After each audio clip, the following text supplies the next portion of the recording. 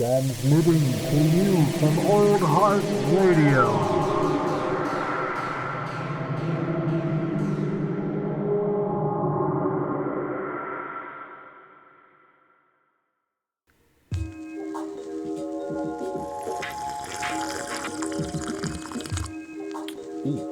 Ooh, got a hair in my mouth.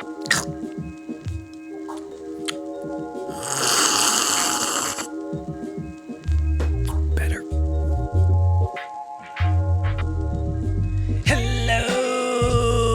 Yes, that's right. You accidentally stumbled upon it. This is another episode of Coffee and Contemplation, dear hot dogs. So come on up here. Put your ears on and listen for a while. Like I said, this is Coffee and Contemplation. I happen to be your host, Old Heart, aka Jared, aka whatever. Suck eggs.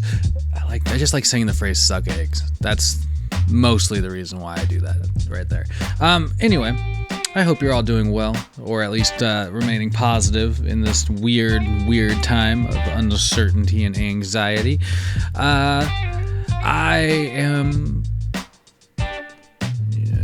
fine, we'll say. Perspective helps me remain fine. Yeah. It's been a weird week. I definitely got some shitty news this week. I don't want to go into it here, but like I said, it makes me put things in perspective, and it makes me feel that I'm doing all right. I'm doing fine. But we're not talking about me today. This is not a catch-up episode, because you obviously read the title of the podcast before you turned it on, right? Today's episode is about the Ferrero Rocher Company, aka the Ferrero Rocher Company. Ferrero Rocher. All right, so Ferrero Rochers. I was like, naturally, like all citizens of the globe, probably, I partake in my share of Ferrero Rocher products. So naturally, I was just sort of curious. I was just, not doing anything, aka trying to figure out what to record for this episode, and I realized that I've been holding the Ferrero Rocher topic on the back burner for a while. So I pulled up the Wikipedia page here, and let's just dive right into what we think it says. Clearly, it does not give very much history of the Ferrero Rocher. I'll get into that later. But it does mention, and this is what really caught my eye and why I wanted to talk about it, is that apparently the production of the Ferrero Rocher, it says it right here, the production process is secretive, with no smartphones or notebooks allowed inside. And as of 2015, few journalists have ever been invited to visit. Well, I mean, seems like some really like Wonka-ish, security measures. Like nobody gets to like come in or out. No, like, I guess the workers go in and out, but no photos, no smartphones, no fucking journos taking notes about what's happening in the factory. Seems crazy. But once you realize that this is like literally like $1 billion company, and it owns a ton of sweets that we all like, maybe they're whatever the fuck they're doing is working out. It says up here I found an article on Forbes, and it kind of gives a brief history of the company, which I liked, and it mentions that the company starts really in the shadow of World War I. Pietro Ferrero, who is the guy who started the company, opened a pastry shop in northwestern Italy, and he got married, he had a kid, Mikhail, and eventually, kind of bouncing around between cities, he kind of started crafting this pastry. But for a little bit, apparently, Pietro, the head of the company, spent some time in East Africa trying to sell like pastries and biscuits and stuff to the troops that were there because of Mussolini's he dispatched them there. And that didn't really work out.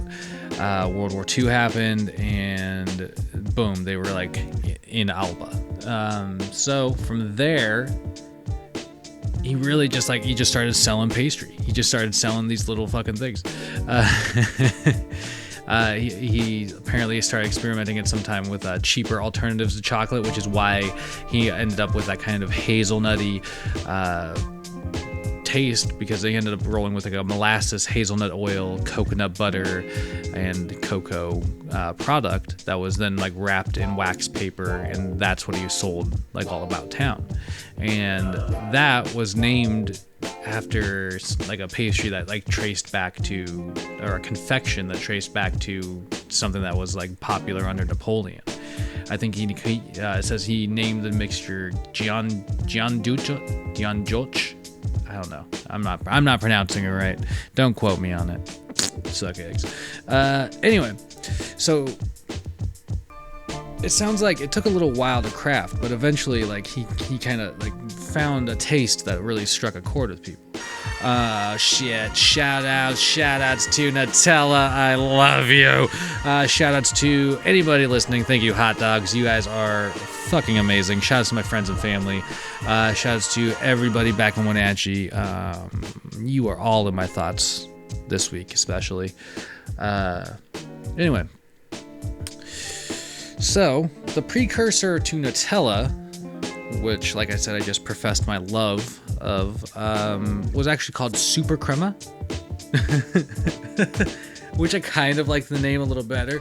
Super Crema! But due to eventual, legal restraints placed on superlatives by the government, the company, aka... the company just basically renamed the Super Crema into Nutella. And Nutella obviously took the fuck off. And what they originally did with it was they were putting it in jars and labeling it that way so people could reuse the jars because wartime penny pinchers. And I bet that's kind of made it popular in households, honestly. So that probably helped make it a staple. But apparently what was really big for the company was when they moved their company into the German market. And they had apparently the real popular candy that got them there was the Mon Cherie, which was a cherry liqueur flavored or filled chocolate. And that was introduced in 1956.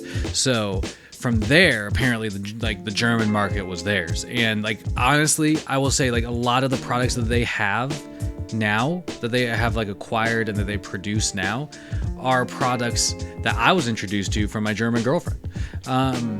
Like the Kinder eggs. I didn't realize Kinder products were all made by the Ferrero Rocher company, but they are. Dear hot dog, they are. So I mean, they took the German market and then they started kind of sweeping Europe. They hit Belgium, Austria, and then France. And after that, I mean, you got it.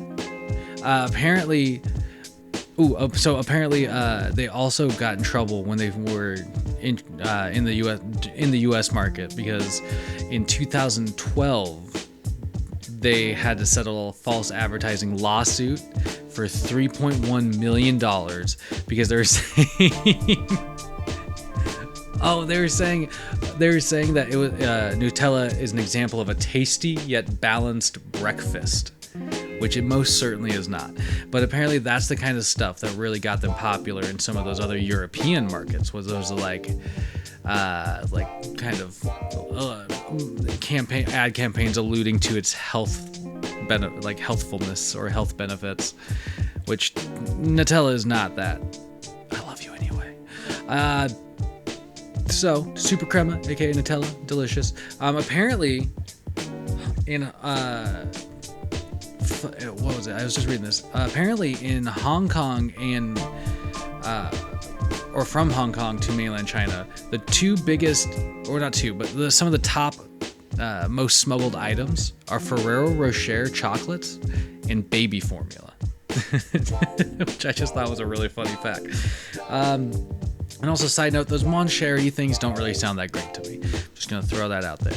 So by the time the company finally grew to this like worldwide billion-dollar entity, the father, Mikhail, whose father, Pietro, started the company, was ready to hand it down to his kids.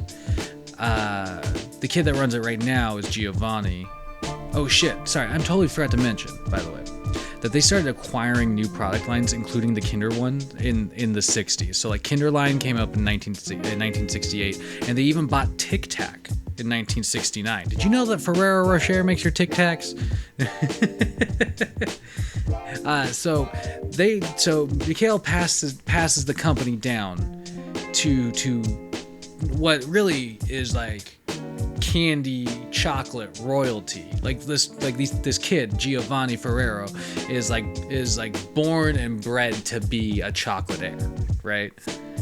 And so this chocolate heir goes and studies like marketing in the US or whatever, and then starts bouncing around between the different sites that this company owns, like places all over the world, to learn how to run the business, which is really smart. And he learns how to run like the day-to-day stuff, and he learns how to like, kind of start slowly running bigger and bigger pictures.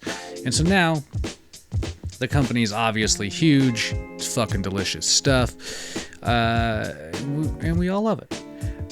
I want to know what's so secretive about the way that they make stuff. Like it says right here on the Wikipedia page, the Ferrero Rocher chocolates consist of whole roasted hazelnut encased in a thin wafer shell, which we all experience when we bite into those delicious morsels.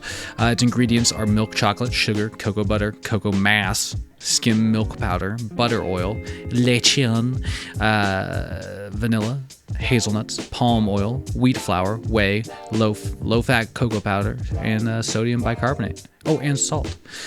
So it's not like their ingredients are not known. Maybe it's just the measurements that are so secretive. But how can they be that secretive? I just want to know.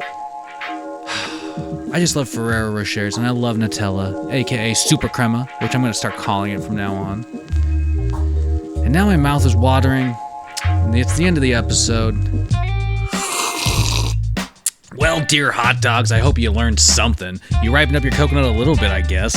We all talk, learn, listen about the Ferrero Rocher Company. Ferrero Rocher Company. I mean, it was really useless information. It's called Shinfo for a reason, people. Go out there, use your brains for good. Every day's a great day to ripen up that coconut on whatever you're interested in, really. That's what ripening up your coconut's about. Learn something you're interested in. Look into something you want to know more. Don't be lame.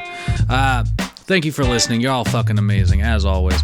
I want to say shout-outs to all my, like I said, my Wenatchee friends, particularly my J-Sec crew, my Waldo's crew, all you cool cats and kittens, man. I miss y'all. My heart's with you. Keep your stick on the ice.